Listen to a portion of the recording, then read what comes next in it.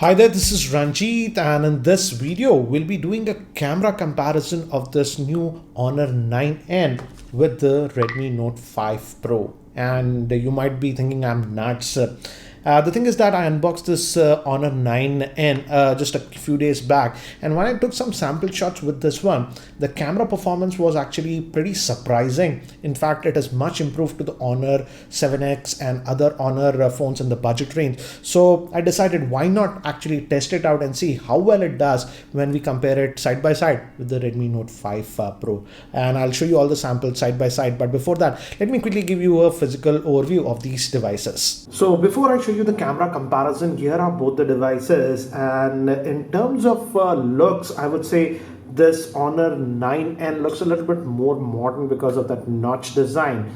And yes, it also has that glass back, which actually feels a little bit more premium. In fact, in terms of looks, the Honor 9N is more close to the Honor 10, which is a very expensive device. So definitely in terms of looks, this looks a lot more premium because of this glass back. And yes, notch is a personal preference. I would say some people like it, some people don't. Whereas this looks very industrial, this metallic back you get on this, and this is how it looks.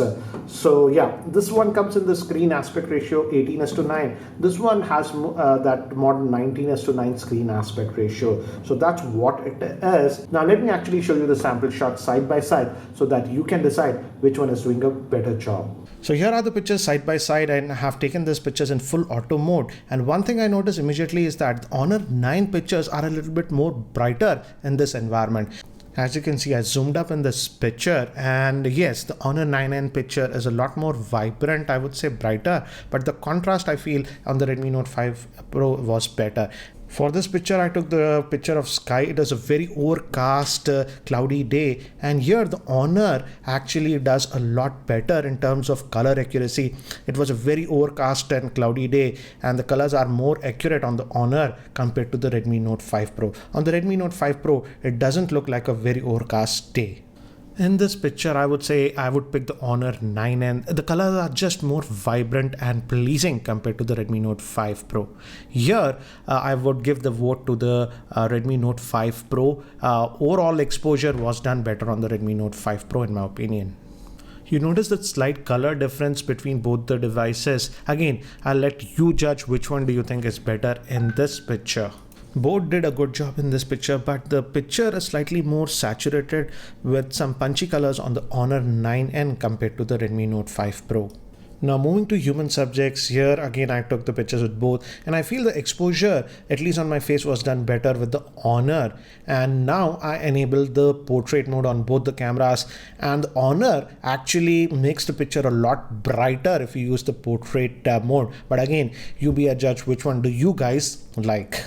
Now I've zoomed in 200% on both the pictures to see how well is the edge detection, and I'm surprised that both these devices are doing a great job in edge detection if you use the portrait mode. This was taken when sun was slightly shining, and the Honor 9N picture is definitely more brighter, but again it boosts the color quite a bit in my opinion. For the Redmi Note 5 Pro, it doesn't expose that well on my face, and these are the pictures in the portrait mode in same conditions. Here is a picture of my wife, and again the Honor exposes well on this one, and here I enabled the portrait mode, and I feel in the portrait mode I would give it to the Redmi Note 5 Pro, because notice the background blur on the Honor, it's just too aggressive, whereas it's controlled on the Redmi Note 5 Pro. But yeah, exposure, Honor 9 did a good job in the portrait. It lit up the face. This is with the front facing camera, and both of them actually have a good front facing camera. Here I enabled the portrait mode, and for the portrait mode with the front facing camera, I would say the Redmi Note 5 Pro is doing a better job, because notice the background blur with the Honor 9N, it's just too aggressive. This picture taken in indoor conditions, and again both of them are doing a good job. And again the Honor picture is a slightly more brighter than the Redmi Note 5 Pro. Here same situation in portrait mode, and yes, I like the exposure of the Honor, but in terms of background blur I would give the slight edge to the Redmi Note 5 Pro. Now shooting the video side by side, on the left we have the Honor 9N, and on the right we have the Redmi Note 5 Pro. And as you can see, I'm walking, guys, and by default the Honor 9N was set to 720p, but I changed it to 1080p, and I'm just walking so that you can have an idea how is the video performance. And let's look at the focusing speed for both. Let me bring them near the object.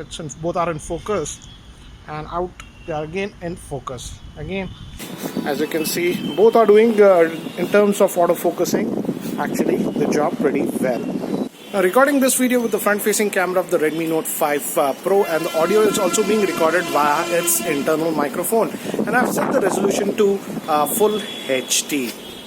Now, recording this part of the video with the front-facing camera of the Honor 9N, and I've set it to full HD, that is 1080p. By default it will be set at 720p, but you have to disable the beauty option even in the video to get to the 1080p option. And this is a sample, and the audio is also being recorded via its internal microphone. Now, I decided to take some sample shots in artificial lighting conditions, and in this scenario I would say both don't have the sharpest picture, but here the Redmi Note 5 Pro is doing better. Now I shut off the light, made it even more duller environment, and here again the Redmi Note 5 Pro is doing a better job. This was taken in my office, and I was also surprised with the results. Notice how brighter the image is on the Honor 9N, and it's the same lighting conditions. And here I enabled the portrait mode, and even in the portrait mode actually I was surprised both of them are able to do a decent job. In this picture, I feel the Redmi Note 5 Pro did a better job. Notice that YouTube mug, because of the nature of the Honor in overexposing, it just exposed it a little bit more, whereas the picture is more natural looking on the Redmi Note 5 Pro. So as you saw with those sample shots, I'm also surprised with the camera performance of this Honor 9N, particularly in outdoor lighting conditions. The exposure was done very well. The problem with the Redmi Note 5 Pro was that many times in outdoor lighting conditions, the exposure was not done well, and it was underexposing, specifically when we are taking shots of the human subject. In that aspect, I would say this was doing a good job. In portrait mode, yes, this was slightly overexposing, but again that is something that you have to decide if you like that look or not. And when we move to video, clearly with the rear facing camera, this Redmi Note 5 Pro is the winner, because for this Honor 9N simply does not have any stabilization. I hope with the software update they enable electronic stabilization, but as of now no stabilization is there on this one. Whereas when we move to the front facing camera video that we took outdoors, I was surprised with the results. Again, the exposure on my face, for example, I was doing that vlog style video, was better with this Honor 9N. So if you're on a very tight budget, I would say you can't spend more. Again, the camera is good enough on this Honor 9N. And yes, the camera performance actually surprised me. Obviously, the Redmi Note 5 Pro has overall, I would say, if you take into account, a better camera, and specifically if you take a lot more video with the rear facing camera. But in terms of looks and styling, definitely the Honor 9N looks like a premium device. And if you still have any specific questions regarding this device, do let me know in the comment section, because I'll also be posting the full in-depth review of this device in the next couple of days. So if you have any other specific questions, do post them in the YouTube comment section below, and I'll try to include them in my review. And if you guys are still not subscribed to my YouTube channel, hit that subscribe button. Thanks for watching. This is Ranjit, and I hope to see you in my next video. Take care, guys.